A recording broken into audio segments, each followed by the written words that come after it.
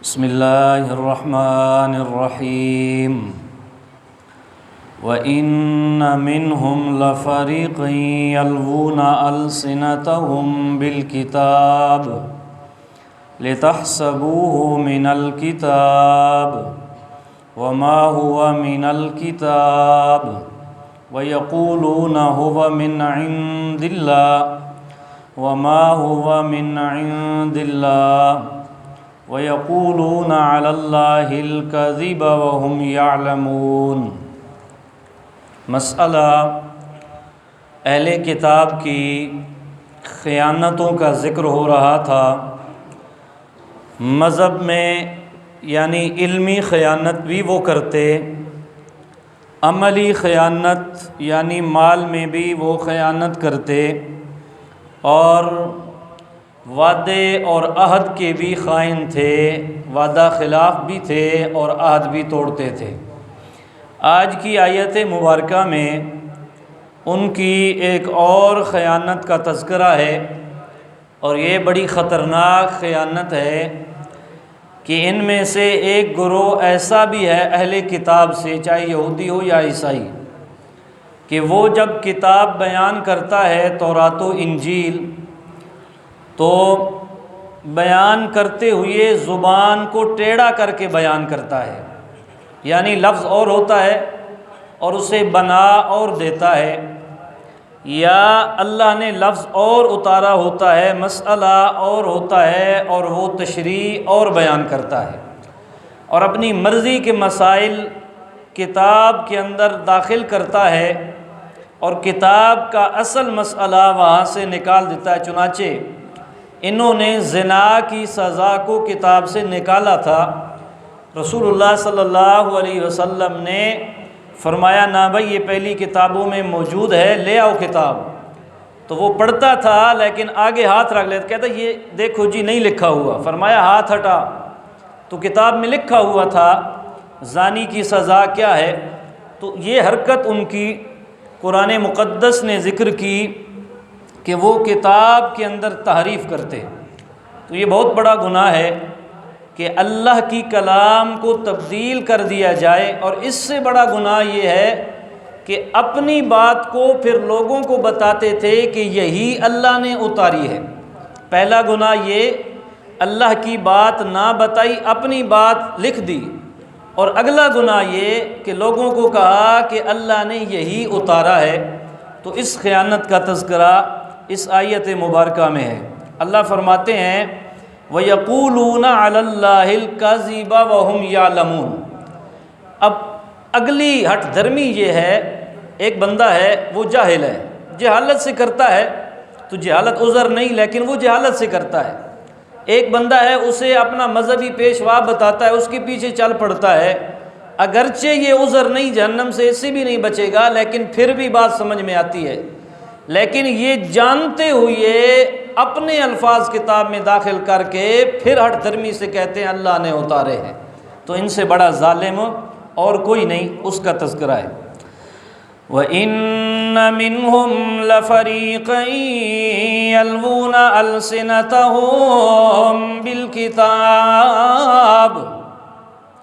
فرمایا بے شک ان میں سے ایک فریق ایسا ہے یلوون السنتہم، جو اپنی زبانوں کو ٹیڑھا کرتے ہیں، بالکتاب لتحسبوہ من الکتاب ما ہوا من الکتاب، وہ ٹیڑھا کر کے بیان کرتے ہیں تاکہ سننے والے کو یوں لگے یہ اللہ نے اتارا ہے، یہ کتاب کا مسئلہ ہے، لیکن قرآن کہتا ہے ما ہوا من الکتاب، وہ کتاب کا مسئلہ نہیں ہوتا۔ چنانچہ پہلے پارے میں ان کی اسی خیانت کا ایک نمونہ قرآن نے ذکر کیا۔ فرمایا صحابہ کے درمیان جب نبی کریم صلی اللہ علیہ وسلم کے پاس آتے ہیں، اب قرآن مقدس کہتا ہے یا ایھا الذین آمنوا لا تقولوا رائنا وقولوا انظرنا اب رائنا کا معنی ہوتا ہے ہماری طرف توجہ فرمائیے، لیکن یہی آتے ہیں میرے نبی کی محفل میں اور آ کر کہتے ہیں رائینا، جس کا منہ کو ٹیڑھا کر کے کہتے ہیں رائنا کو رائینا، جس کا معنی گستاخی والا ہوتا ہے، اور نبی کریم صلی اللہ علیہ وسلم کی گستاخی کرنا چاہتے ہیں، اللہ نے اس لفظ سے ہی منع فرما دیا جس سے نبی کی گستاخی ہو۔ چنانچہ اماں جان سیدہ عائشہ صدیقہ رضی اللہ تعالیٰ عنہا ایک دن بیٹھی ہیں، کچھ لوگ آئے ہیں یہودیت و عیسیٰ یعنی اہل کتاب میں سے، اور آ کر نبی کریم صلی اللہ علیہ وسلم کو کہتے ہیں السلام علیکم، اس کا معنی ہوتا ہے آپ پر موت آئے۔ اماں جان نے جواب دیا وعلیک لعنت اللہ، تم پر موت آئے، تم پر رب کی لعنت ہو۔ آپ نے فرمایا عائشہ ٹھہر جا، آپ نے فرمایا وعلیک، بس فرمایا عائشہ انہوں نے میرے لیے بد دعا کی، قبول نہیں ہوئی، میں نے صرف وعلیک کہا کہ جو مجھے کہا ہے وہی تمہاری طرف، تو اللہ نے میری بد دعا ان کے لیے قبول فرما لی۔ تو اس طرح زبانوں کو الٹا کر کے بیان کرتے ہیں۔ چنانچہ سیدنا اسماعیل علیہ السلام چونکہ ذبیح اللہ ہے، حضرت ابراہیم علیہ السلام نے انہیں ذبح کیا ہے۔ قرآن اس وادی کا جب تذکرہ کرتا ہے فرمایا مروہ وہ مقام ہے جہاں ابراہیم علیہ السلام نے اسماعیل علیہ السلام کو ذبح کرنا چاہا۔ اب اس کو نکالنے کے لیے کہ یہ واقعہ ثابت نہ ہو اسحاق علیہ السلام ذبیح اللہ بن جائیں، وہ کہتے ہیں جی مروہ لفظ ہی نہیں ہے، یہ موریا لفظ ہے۔ اس طرح کی بہت ساری خیانتیں جو انہوں نے کی ہیں اہل کتاب نے، اور ظالم اتنے ہیں، پھر کہتے ہیں یہ اللہ کی کتاب ہے، اللہ کا حکم ہے، حالانکہ یہ نہیں۔ جس طرح ہماری حالت بھی ہے، اللہ نے قرآن کی حفاظت کا ذمہ لیا ہے اور اعلان فرما دیا، 14واں پارہ پہلا صفحہ ہے، فرمایا اِنَّا نَحْنُ نَزَّلْنَا الذِّكْرَ وَإِنَّا لَهُ لَحَافِظُونَ۔ فرمایا اس کتاب کو اتارنے والے بھی ہم ہیں، اس کی حفاظت کرنے والے بھی ہم ہیں۔ کیا مطلب؟ پہلی کتابیں اللہ نے قوموں کو دے دی ہیں، نبی لے کر آیا، لے لو کتاب بھائی، اس کی حفاظت کرنی ہے، سنبھالو، احکامات پہ عمل کرنا ہے۔ لیکن آگے آنے والے فَخَلَفَ مِن بَعْدِهِمْ خَلْفٌ، نیک لوگوں کے جانشین برے لوگ بن گئے، اچھے لوگوں کے جانشین برے لوگ بنے۔ یہ بھی قرآن مقدس 16ویں پارے میں ذکر کرتا ہے فَخَلَفَ مِن بَعْدِهِمْ خَلْفٌ، برے لوگ پھر بعد میں جب جانشین بنے انہوں نے کتابوں کے مسائل کو ادھر ادھر کر دیا، الفاظ ہی تبدیل کر دیے۔ لیکن قرآن مقدس کا اعجاز یہ ہے میرے نبی آخری نبی ہیں، اس نے قیامت تک رہنا ہے، باقی رہنا ہے، اور میرے نبی کا زندہ معجزہ ہے، اس کے الفاظ تو کوئی نہیں بدل سکتا، لیکن معانی میں اور تشریح میں تحریف ہوتی ہے، اور لوگ کرتے ہیں، اس دور میں بھی کرتے تھے،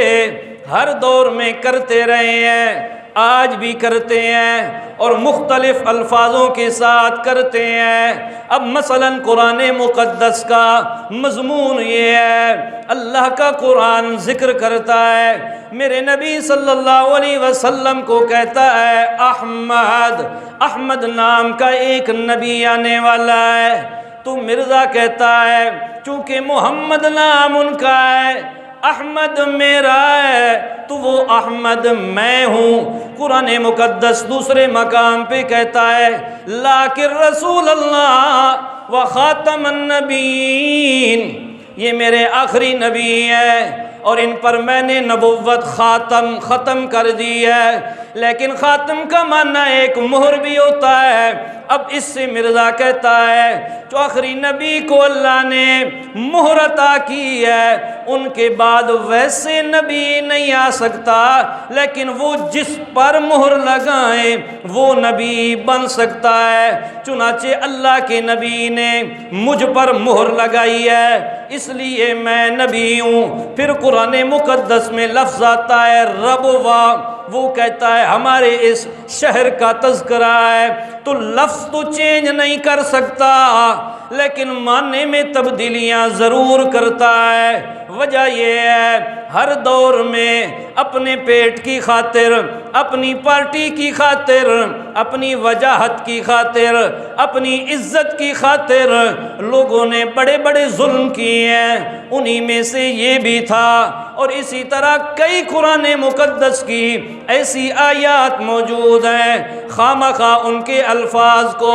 رد و بدل تو نہیں کر سکتے لیکن معانی کو چینج کرنے کے لیے ادھر ادھر کر دیا ہے اور پھر آگے مفہوم غلط بتایا ہے۔ مثلا قرآن مقدس کی واضح آیت موجود ہے اور ایک آیت نہیں کئی آیات موجود ہیں، اور رب کا فرمان واضح ہے۔ فرمایا میرے نبی صلی اللہ علیہ وسلم، آپ سے پہلے جتنے نبی ہم نے بھیجے ہیں سارے مردوں میں سے بھیجے ہیں۔ نوحی الا رجالا نوحی الیہ، جتنے بھی نبی آئے ہیں سارے مرد آئے ہیں۔ پھر میرے نبی صلی اللہ علیہ وسلم کی زبان سے اللہ نے باقاعدہ اعلان کروایا، فرمائے میرے نبی قل انما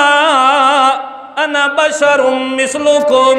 یوحی الی، آپ فرما دیں بے شک میں بشر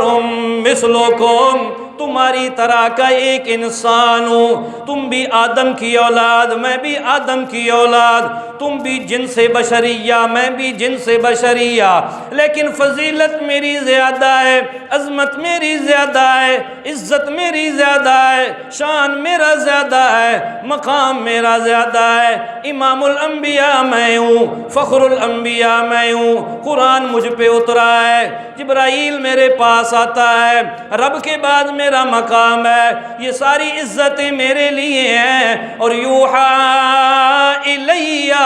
سب سے بڑی عزت یہ ہے اللہ مجھ پر وحی فرماتا ہے، ڈائریکٹ اللہ مجھ پر بھیجتا ہے۔ اب واضح آیت ہے، ہوں جن سے انسان، ہوں آدم کی اولاد، لیکن وحی آتی ہے۔ اب اس میں ہیر پھیر کرنے کی کوشش کرنے والے نے کہا نا جی انا ما نہیں ہے بلکہ ہے قل انا علیحدہ ہے، ما علیحدہ ہے، بشر مثلکم علیحدہ ہے، تو معنی یہ ہوگا قل فرما دیجئے انا بے شک ما نہیں ہوں بشر بشر مثلکم تمہاری طرح، یا دوسرا طرز اپنایا ہے قل انما انا بشر مثلکم، لوگو میں تو میں ہوں، بشر تمہاری طرح ہوتے ہیں۔ نانا ظلم نہ کر، رب کی قرآن اور کتاب کو کتاب رہنے دے، چونکہ میرے نبی کی پشین گوئی ہے لَتَتَّبِعُنَّ سُبُلَ مَنْ قَبْلَنَا، تم نے پہلی امتوں کے قدم با قدم چلنا ہے، میری امت نے بھی جب گمراہ ہونا ہے انہی کی طرح تغیر تبدل کرنا ہے، انہی کی طرح بدعت و رسومات کرنی ہے، انہی کی طرح گڑبڑ کرنی ہے، تو اس طرح کے معاملات ہر دور میں رہے ہیں۔ چنانچہ قرآن مقدس کا واضح اعلان ہے، فرمایا میرے نبی اعلان فرمائے قُلْ لَا أَمْلِكُ لِنَفْسِي نَفْعًا وَلَا ضَرًّا، میرے نبی اعلان فرمائے قُلْ لَا أَقُولُ لَكُمْ عِنْدِي خَزَائِنُ اللہ لا اعلم الغیب، یہ بھی کہہ دیں میں اپنی جان کے لیے بھی نفع نقصان کا مالک نہیں، تمہارے لیے بھی نہیں ہوں، میں خود بھی نہیں کہتا میرے پاس غیب کے خزانے ہیں، اور نہ تمہیں کہتا ہوں کہ میں عالم الغیب ہوں۔ اب جب قرآن یہ ذکر کرتا ہے 20 آیات یہی مسئلہ بتاتی ہیں، پھر کہنے والا کہتا ہے نا جی یہاں مراد ہے بالذات، یعنی میں ذاتی طور پر غیب نہیں جانتا،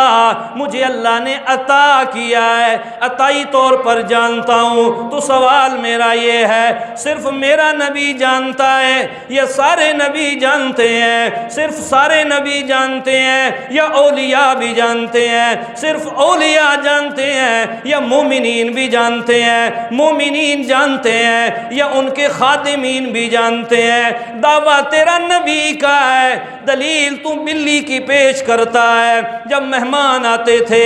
8 دفعہ میاؤں کرتی ہے، 8 مہمان ہیں، 7 دفعہ کرتی ہے، 7 مہمان ہیں، ظلم نہ کر، سورہ لقمان کی آخری آیت ہے اور قرآن مقدس کا واضح فرمان ہے، فرمایا ان اللہ عنده علم الساعة وينزل الغيث ويعلم ما في الارحام ما تدري نفس ماذا تكسب غدا ما تدري نفس بأي ارض تموت۔ واضح مسئلہ ہے، ویسے بھی واضح ہے، لیکن فرمایا ان اللہ عنده علم الساعة، ان اللہ عنده علم الساعة، عندہ ظرف مستقر خبر مقدم ہے، علم الساعة مبتدا مؤخر ہے، حصر پیدا ہوئی ہے، صرف اللہ ہی جانتا ہے، اللہ کے علاوہ کوئی نہیں جانتا، پھر لفظ اللہ کے ساتھ مقدم ہے، یہ عنده علم الساعة اس کی خبر بنائی ہے، انا کی خبر، پھر حصر پیدا ہو گئی، رب کے علاوہ اور کوئی نہیں جانتا، پھر اندہ لفظ بھی حصر کے لیے آتا ہے، اوے رب کے علاوہ کوئی نہیں جانتا، تو مانا یہ ہوا ان اللہ عنده علم الساعة۔ آگے جو 5 چیزیں ذکر ہو رہی ہیں موٹی موٹی، خوب اچھے طریقے سے سمجھ لو، پکی بات ہے، رب تمہیں بار بار ایسے جملے لا کر بتا رہا ہے، یہ ذہن نشین کر لو بات، رب کے علاوہ کسی کے پاس غیب کا خزانہ نہیں، لیکن جب تلبیس کرنے والا تلبیس کرتا ہے، جب التباس کرتا ہے تو کیا کہتا ہے؟ دیکھو جی نبی کی گستاخی کرتے ہیں، نبی کو غیب کا علم نہیں مانتے، نہ بابا اس طرح بات نہ کر، بلکہ وضاحت کر، ذاتی مانتا ہے تب بتا، عطائی مانتا ہے تب بتا، صرف ایک نبی کا مانتا ہے تب بتا، سارے نبیوں کا مانتا ہے تب بتا، اولیاء کا مانتا ہے تب بتا، مومنین کا مانتا ہے تب بتا، وضاحت تو کرنا، صرف لوگوں کو دھوکہ دینے کے لیے دیکھو نبی کی شان گھٹاتا ہے، نا جو پہلے ہوا ہے جو بعد میں ہونا ہے، ما کان ما یکون کا علم، کچھ ایسے واقعات ہیں جو پہلے گزر چکے ہیں، سیدنا یوسف علیہ السلام، سیدنا ابراہیم علیہ السلام وغیرہ، ما کان جو ہو چکے ہیں، جو اللہ نے بتائے ہیں وہ میرے نبی کو پتہ ہے، ما یکون جو ہونے ہیں، مثلا قیامت کی موٹی موٹی نشانیاں یا 30 دجال لوگ آئیں گے وغیرہ جو میرے نبی نے ذکر کی ہیں، نشانیاں ما یکون جنہوں نے ہونا ہے وہ بھی میرے نبی کو پتہ ہے، لیکن جو پہلے بتائے وہ پتہ ہے، جو بعد میں ہونے ہیں وہ پتہ ہے، جمی ما کان ما یکون نہیں پتہ۔ جمی کا مطلب یہ ہوتا ہے جو کچھ ہو گیا ہے سارا پتہ ہے، ہر وقت پتہ ہے، ہر جگہ پتہ ہے، ہر لحاظ سے پتہ ہے، آج بھی پتہ ہے، قبر مطہر میں بھی پتہ ہے، جب زندہ تھے تب بھی پتہ تھا، آج بھی پتہ ہے اور پہلے دن سے پتہ ہے۔ پھر میرا سوال یہ ہے بتا یہ کب سے دیا گیا علم؟ جب پیدا ہوئے تب دیا گیا، جب روح بنائی گئی تب دیا گیا، جب جسم بنایا گیا تب دیا گیا، یا جب ماں کے پیٹ میں آئے تب دیا گیا، یا دنیا میں آئے تب دیا گیا، یا 40 سال کے بعد نبوت کا اعلان کیا تب دیا گیا؟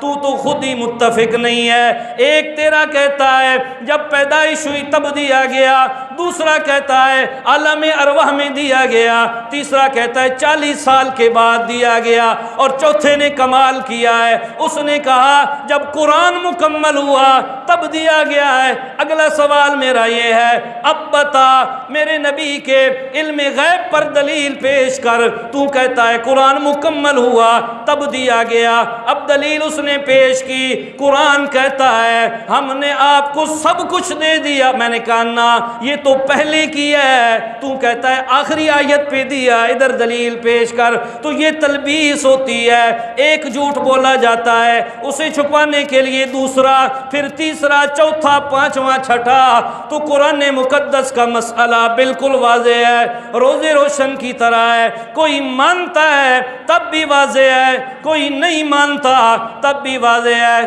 اللہ کی ذات غنی ذات ہے، رب کو کسی کی پرواہ نہیں، لیکن اللہ نے ایک طائفہ ایسا رکھا ہے، اور میرے نبی صلی اللہ علیہ وسلم فرماتے ہیں میری امت اکٹھی ساری گمراہ نہیں ہو سکتی، ایک طائفہ ایسا رہنا ہے جو قرآن و سنت کو اسی نہج پہ بیان کرے گی، اسی انداز میں بیان کرے گی جو میں محمد تمہیں دے کر جا رہا ہوں۔ اب مسئلہ یہ ہے، ایک اٹھتا ہے وہ کہتا ہے چونکہ قرآن مقدس کا لفظ یہ کہہ رہا ہے لہٰذا اس کا معنی یہ ہے، تیرا معنی میں مانوں یا وہ معنی مانوں جو میرے نبی نے صحابہ کو سکھایا ہے، اس لیے ماننا پڑے گا قرآن وہی ہے جو اللہ نے اتارا ہے، اور قرآن کا فہم وہی ہے جو میرے نبی نے صحابہ کو سکھایا ہے۔ اس راستے کے بغیر ہدایت نہیں مل سکتی، اس لیے میرے نبی صلی اللہ علیہ وسلم کی صفت قرآن نے ذکر کی ہے۔ اللہ فرماتے ہیں ہم نے جو نبی تمہیں دیا ہے یتلو علیہم آیاتہ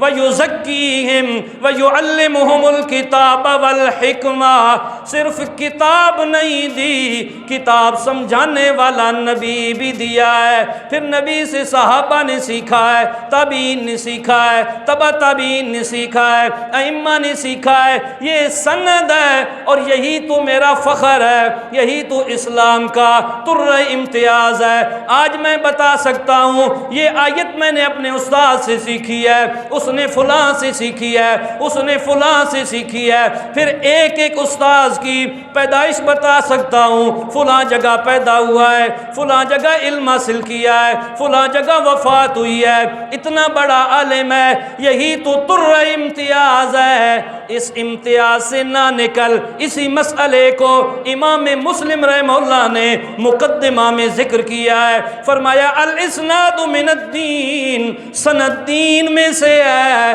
اگر لولا الاسناد لمن شاء ما شاء، اگر سند نہ ہوتی جس کا جو مرضی آتا کہتا جاتا، جس طرح آج کل فتنے ہیں، اور کہتے کیا ہیں 14 صدیوں کے بعد جی جس طرح میں بیان کرتا ہوں ایسے تو کوئی نہیں کر سکتا، میں ہر جگہ پہنچا ہوا ہوں، میں نے دین کو آسان کر دیا ہے، میری ہر بات ہر جگہ پہنچ چکی ہے، اور انٹرنیٹ نے دین کو بڑا آسان کر دیا ہے۔ نہ بابا، یہ انٹرنیٹ والا دین نہیں ہے، یہ مصطفی دین ہے جو مکہ میں آیا ہے، جو مدینہ میں پہنچا ہے، صحابہ نے لیا ہے، قربانیاں دی ہیں، اور آج میرے تک پہنچا ہے، اس لیے تلبیس کی ضرورت نہیں ہے، قرآن مقدس کو غلط انداز میں بیان کرنے کی ضرورت نہیں۔ فرمایا وہ کیوں کرتے ہیں اس طرح؟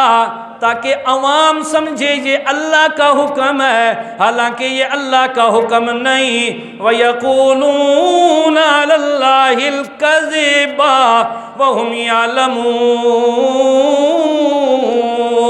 وہ اللہ پر جھوٹ بولتے ہیں ظالم، لیکن خود ان جانتے ہوئے بولتے ہیں تاکہ ان کی عزت اور وقار باقی رہے۔